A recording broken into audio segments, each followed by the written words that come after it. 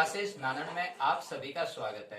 प्यारे बच्चों, अभी अभी आपको माध्यमिक शिक्षा बोर्ड अजमेर के द्वारा जो मॉडल प्रश्न पत्र प्रस्तुत किए जा रहे हैं उनके बारे में जानकारी हासिल करते हैं। प्यारे बच्चों, किस तरह का मॉडल प्रश्न पत्र आएगा और हमें एग्जाम में किस तरह से सॉल्व करना है, प्यारे बच्चों उनका नमूना आज हम देखते हैं।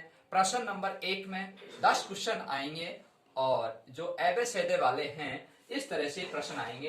पहला क्वेश्चन, दूसरा क्वेश्चन, तीसरा क्वेश्चन, चौथा क्वेश्चन, 5 क्वेश्चन और आपको दिखाई देंगे। अभी पहले 5 प्रश्नों को करते हैं। प्रश्न नंबर 1 में ये 10 क्वेश्चन ऑब्जेक्टिव टाइप के आएंगे। प्यारे बच्चों, इनको किस तरह से हल करते हैं आप जरा ध्यान देना। यहाँ पहला क्वेश्चन है 17 का वर्ग होगा। प्यारे बच्चों, आपको 6ठी 7वीं 8वीं में हमने आपको बताया था कि 2 का वर्ग, 3 का वर्ग, 4 का वर्ग, इसी तरह 10 का वर्ग, फिर 11 का, फिर 12 का, फिर 15 का। तो आप 15 तक पहुंच जाते हैं तो 15 का जो वर्ग है वो 225 होता है। तो अब 16 का 256, फिर 17 का 289। तो इसका आंसर 289, यानी कि यहाँ उत्तर में आप लिखेंगे ब आंसर।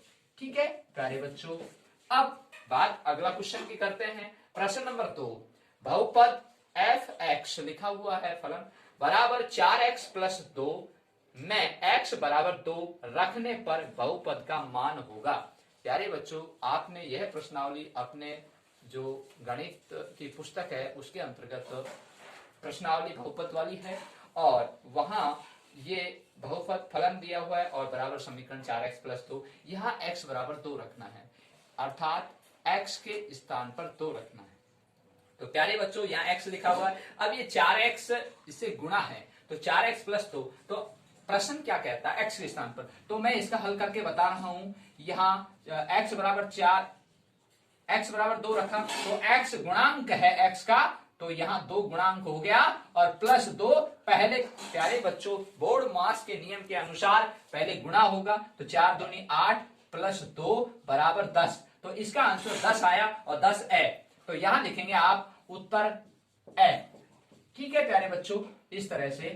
अब अगला क्वेश्चन देखते हैं। प्रश्न नंबर 3, द्विघात बहुपद x² - 2x - 8 के शून्यांकों का योग होगा। प्यारे बच्चों, आपने यह प्रश्नावली पढ़ चुके हैं और वहां पर आप शून्यांकों का गुणनफल, शून्यांकों का योग के बारे में जानकारी हासिल की थी। आपको एक फार्मूला बताया था मैंने, वो याद होगा। यहां मैं लिख रहा हूं ax² + bx + c बराबर 0। तो यहाँ प्यारे बच्चों x² का गुणांक a है, x का गुणांक b है और c यहाँ अचर पद है। तो आपको जानकारी होगी कि शून्यांकों का योग का जो सूत्र है वह है -b/a। कहने का तात्पर्य यह है कि -x गुणांक बटे x² का गुणांक, तो यह सूत्र है। तो प्यारे बच्चों, यहाँ x² का गुणांक क्या है? 1। तो यहाँ a बराबर लिखोगे आप 1। ठीक है, अब बात ये आती है x का गुणांक या b है, तो यहाँ x का गुणांक 2 है और वह चिन्ह माइनस का। ये बहुत ही इंपॉर्टेंट बात है। इसमें बच्चे ज्यादातर जल्दबाजी में गलती यही करते हैं और यहाँ ये चिन्ह भूल जाते हैं और यहाँ b बराबर आप लिखोगे -2। ठीक है, अब प्रश्न में अपन को दिया हुआ है। अब देखिए, बहुत ही इंपॉर्टेंट बात आ चुकी है कि प्रश्न जो आपका -2x का गुणांक लिखा हुआ है और अब सूत्र में भी -b, तो मैंने लिखा कि -x का गुणांक, तो यहां बटा x² का गुणांक। ठीक है, a। अब देखिए, यहां इसमें अपन को मान रखना है तो b बराबर -2 है और सूत्र का माइनस अलग है और प्रश्न का माइनस अलग है और यहां बटा 1। ठीक है, अब अपन इसको हल करेंगे कोष्टक को। पहले कोष्टक हल होगा तो माइनस गुणा माइनस होगा तो प्लस हो जाएगा और 2/1 और यहाँ 1 का भाग 2 में देंगे या 2। बहुत ही महत्वपूर्ण बात है। अब यहाँ प्यारे बच्चों, यहाँ -2 भी है और 2 भी है और जल्दबाजी में इसका आंसर गलत लिख देते हैं। तो इसका आंसर प्यारे बच्चों 6 होगा और यहाँ लिखोगे आप उत्तर यहाँ 6। ठीक है प्यारे बच्चों, तो किस में आया आंसर? प्लस में आया 2। ये देख लीजिएगा किस तरह से आया। तो यह है छोटी छोटी जानकारी, अपन को बहुत बड़ी गलती कर बैठते हैं। आगे यहां साइन 5/6 का मान होगा, यानी ये पाई है और पाई/6 है का मान होगा। आपको भली बात ज्ञात होगा कि अपन जब त्रिकोणमिति की जो सारणी पढ़ते हैं तो उसमें जहां पाई का मान अपन 180 लिखते हैं, तो यहाँ 180 में 6 का भाग देंगे तो 30 डिग्री आएगा। अब यहाँ साइन 30 डिग्री का मान कितना होगा? जब हम सारणी के अंतर्गत जाते हैं तो आपको भली भांति ज्ञात होना चाहिए, वहां साइन 30 डिग्री का मान 1/2 होता है, तो इसका आंसर ब होगा। तो यहां लिखोगे आप उत्तर बराबर ब, आंसर हो गया। अब देखिए प्यारे बच्चों, अगला प्रश्न 5वां, एक ऊर्ध्वाधर खंबे की परछाई और खंबे की ऊंचाई के बराबर है तो सूर्य का उन्नयन कौन होगा? प्यारे बच्चों, यह भी अपन प्रश्नावली पढ़ चुके हैं इस चैनल के माध्यम से। अब देखिए आपको यह प्रश्न बता रहा हूं मैं।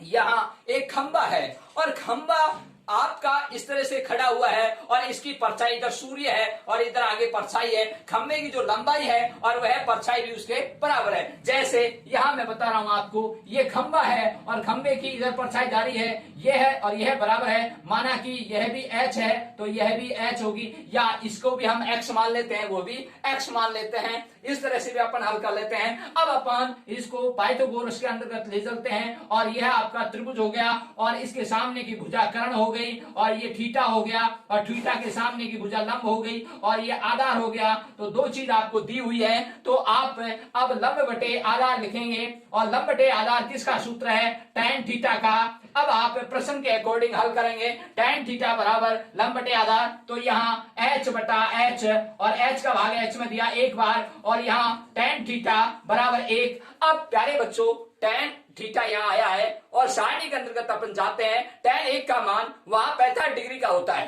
थीटा बराबर क्या आया प्यारे बच्चों?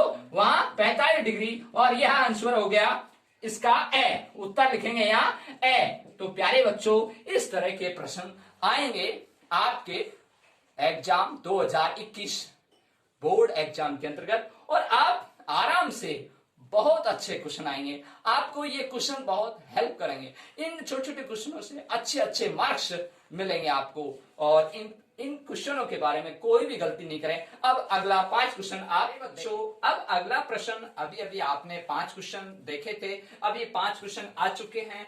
प्यारे बच्चों, प्रश्न नंबर 1 आएगा और एक जो प्रश्न है वो 10 नंबर का आएगा और 10 नंबर में जो छोटे छोटे क्वेश्चन एबीसीडी वाले वस्तुनिष्ठ प्रश्न है, ऑब्जेक्टिव टाइप के वाले क्वेश्चन है, ये 10 क्वेश्चन है और प्रत्येक 1 नंबर का है। प्यारे बच्चों, छठा प्रश्न देखते हैं। बिंदु यहाँ 5/-2 की x अक्ष से दूरी होगी। प्यारे बच्चों, बहुत अच्छा प्रश्न है। बहुत जल्दबाजी करते हैं बच्चे गलती करने में। मैंने आपको ग्राफ में हमेशा बताता था कि ये खड़ी जो लाइन है वो y है और ये लाइन है x है।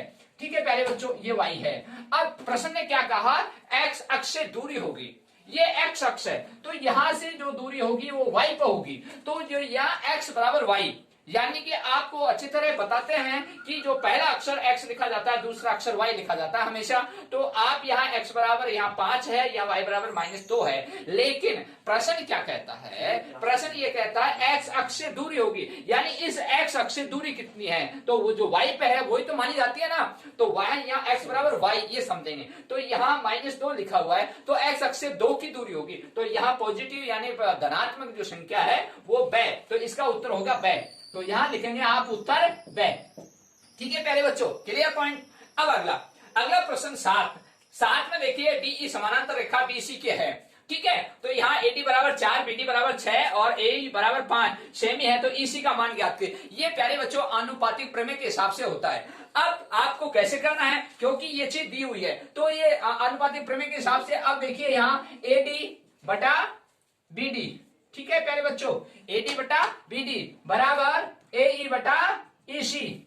ठीक है, अब आप मान रखोगे एडी का मान कितना लिखा हुआ है 4, ठीक है, बीडी का मान कितना हुआ लिखा 6 और यहाँ ए का मान कितना लिखा हुआ 5 और यहाँ ईसी का तो मान निकालना ही है ना। तो ये इस तरह से लिख रहे हैं। अब इसको प्यारे बच्चों वज्र गुणा करेंगे ऐसे।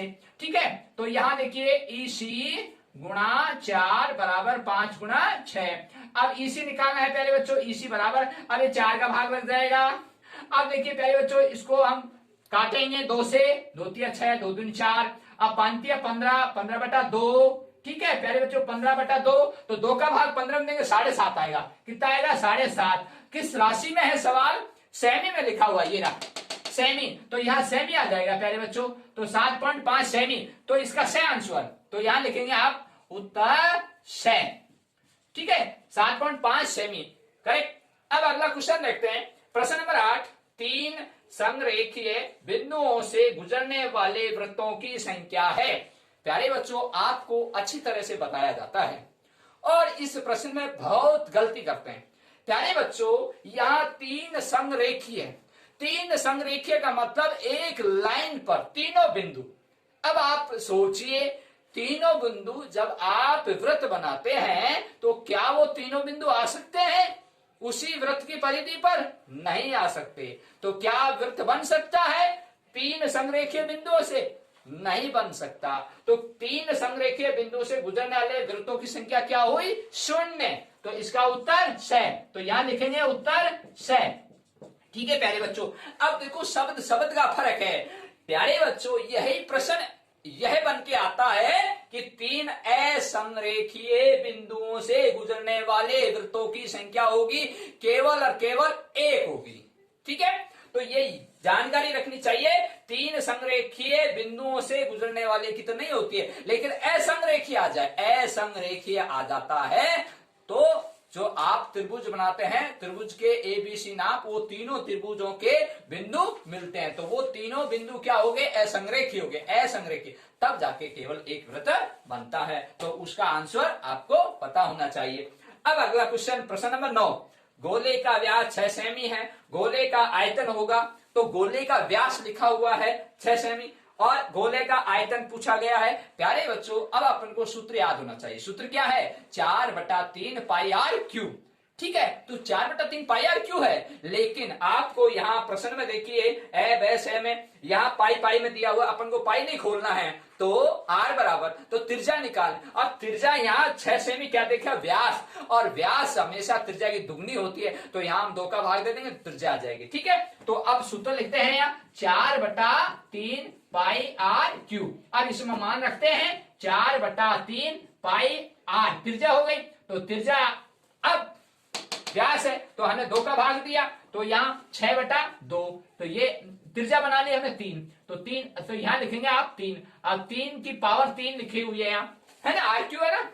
अब देखिए प्यारे बच्चों, यहाँ 4/3 पाई, अब 3 का घन 27 होता है, तो यहाँ 27 गुणा हो गया ये, और 3 का भाग दिया 9, और 9 गुणा 4 किया 36, और ये पाई, ठीक है। अब प्यारे बच्चों किस भाषा में है? यहाँ सेमी लिखा हुआ है, तो यहाँ प्यारे बच्चों बहुत इंपॉर्टेंट बात, अब क्या है? आयतन पूछा है, आयतन हमेशा घन में आता है, तो यहाँ क्या आएगा? 36 पाई घन सेमी, तो 36 पाई घन सेमी से आंसर, तो उत्तर हो गया इसका से आंसर, ठीक है प्यारे बच्चों। अब देखिए अगला क्वेश्चन, 1 3 2 5 9 का माध्यक होगा।